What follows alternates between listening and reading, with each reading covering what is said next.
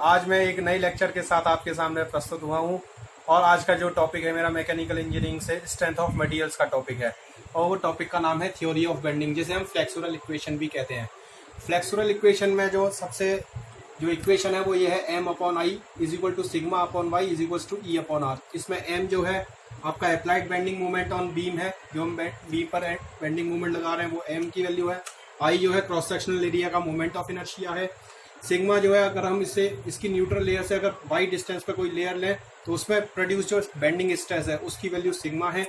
Y जो है हमारी उस लेयर की डिस्टेंस हो गई न्यूट्रल लेयर से। ई जो है इलास्टिक मॉडुलस या यंग मॉडुलस है बीम मटेरियल का। आर जो है जिस रेडियस में ये बीम हमारी बेंड हुई है उसका रेडियस ऑफ कर्वेचर है। तो इस तरह से हमारी इक्वेशन होती है। इसका डेरिवेशन अब अभी हम करेंगे M upon I is equal to sigma upon Y is equal to E upon are.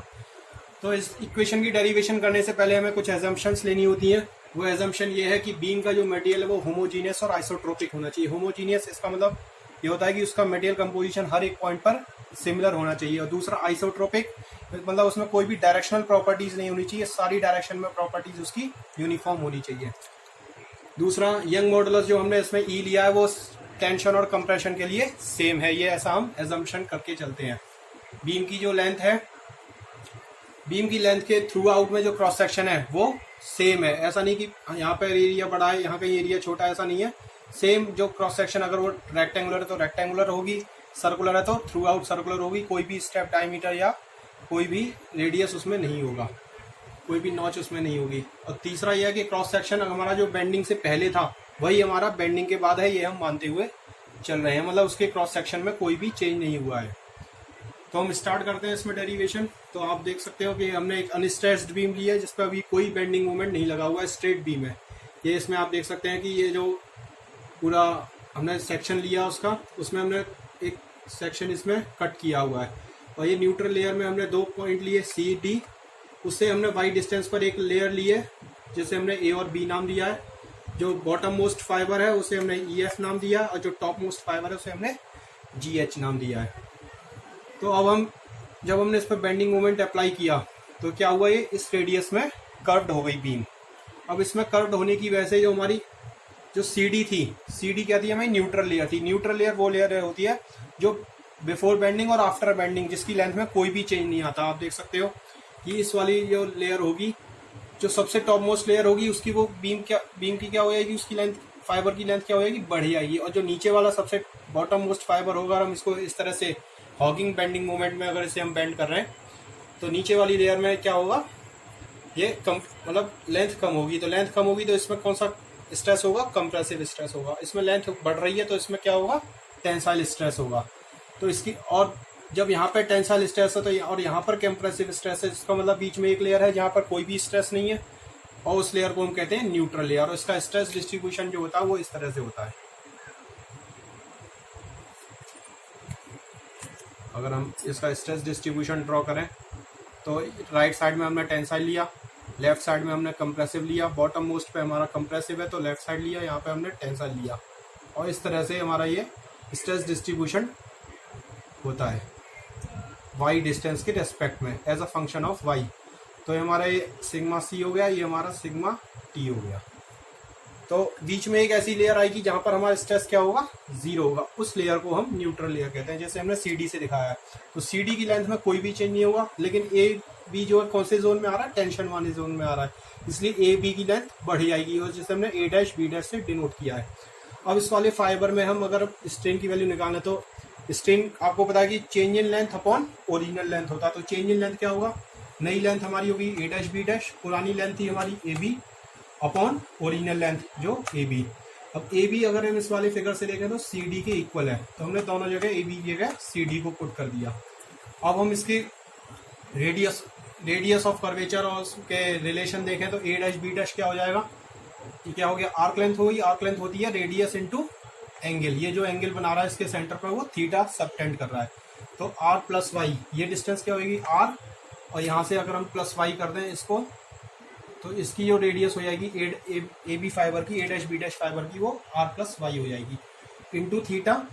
A B की क्या हो जाएगी ऐसे ही, सॉरी सी डी की, सी डी जो है आर रेडियस पर है वो आर प्लस वाई पे था, तो इसकी हो जाएगी आर इंटू थीटा। तो इस पर हम सारे थीटा से थीटा कैंसिल हो जाएंगे और आर से आर यहाँ पे कैंसिल आउट हो जाएगा, तो बचेगा क्या हमारा सिर्फ वाई अपॉन आर। तो ये पहली इक्वेशन आ गई हमारी, स्ट्रेन जो होगा वो वाई अपॉन आर होगा। अब स्ट्रेन की एक और डेफिनेशन होती है कि किसी भी कंपोनेंट में डेवलप्ड स्ट्रेस डिवाइड बाई उसका इलास्टिसिटी मॉडुलस, तो सिग्मा अपॉन ई। तो ये भी स्ट्रेन था और ये भी स्ट्रेन है, इन दोनों को हमने दोनों इक्वेशन को इक्वल किया, तो हमारी जो इक्वेशन निकल के आई वो I sigma upon E is equals to Y upon R. इसको हमने आपस में इंटरचेंज कर दिया, तो हमारी ये इक्वेशन जो फाइनल इक्वेशन निकल के आई वो sigma upon Y is equals to E upon R. तो हमारा ये पार्ट 1 डिराइव हुआ। अब हम सेकंड पार्ट की तरफ चलते हैं।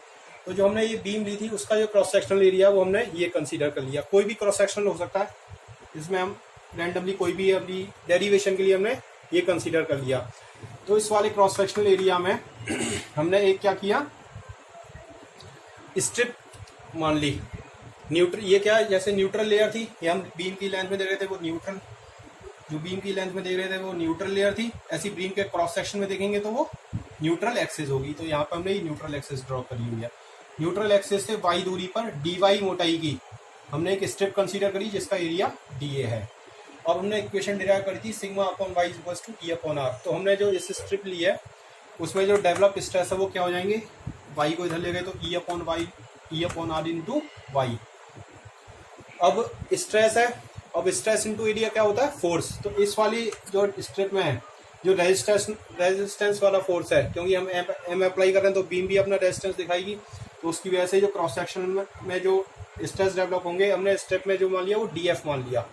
तो स्ट्रेस इंटू एरिया, तो स्ट्रेस की वैल्यू हमने क्या, डी एफ इक्वल टू क्या होगा sigma into D A. Stress की वैल्यू यहाँ से रख दी हमने E upon Y, E upon R is equal into Y into D A. हमने जो डी एफ फोर्स इसमें डेवलप हुआ उसका न्यूट्रल एक्सिस के अबाउट मूवमेंट लिया। तो मूवमेंट आपको पता क्या होता है, फोर्स इंटू डिस्टेंस। तो डी एम हमने उसका मूवमेंट लिया उस स्ट्रिप का, उसकी दूरी न्यूट्रल एक्सिस से वाई है तो डी एफ इंटू वाई। तो फिर डी एफ की वैल्यू यहाँ से पुट कर दी तो E upon R into Y square dot D A निकल के आया। अब पूरे क्रॉस सेक्शन का अगर हमें वो मोमेंट अगर न्यूट्रल एक्सिस के अबाउट लेना तो क्या कर देंगे, हम इसका इंटीग्रेशन कर देंगे। तो M is equals to integrating D M, और ई अपॉन आर हमारा कांस्टेंट होगा क्योंकि ई जो है मटेरियल से रिलेटेड है और आर जो है रेडियस ऑफ कर्वेचर है, जो बेंडिंग मोमेंट लगाएंगे उस पर डिपेंड कर रहा। तो बेंडिंग मोमेंट तो हमारे चेंज नहीं हो रहा तो आर भी चेंज नहीं होगा। और integrating Y square dot D A, और Y square dot D A integrate करते हैं तो वो क्या होता है हमारा, जनरली वो सेकंड मोमेंट ऑफ एरिया या मोमेंट ऑफ इनर्शिया कहलाता है उस क्रॉस सेक्शनल एरिया का। तो ये पूरी वैल्यू हमारी क्या हो जाएगी, आई हो जाएगी। तो M is equals to E upon R into I. तो आई को नीचे ले आए तो हमारा इक्वेशन क्या होगी, डेराइव होके M upon I is equals to E upon R. तो इक्वेशन 3 और इक्वेशन 4 को अगर हम कंबाइन करें तो थ्योरी ऑफ बेंडिंग की इक्वेशन कंप्लीट होती है, M upon I is equals to sigma upon Y is equals to E upon are.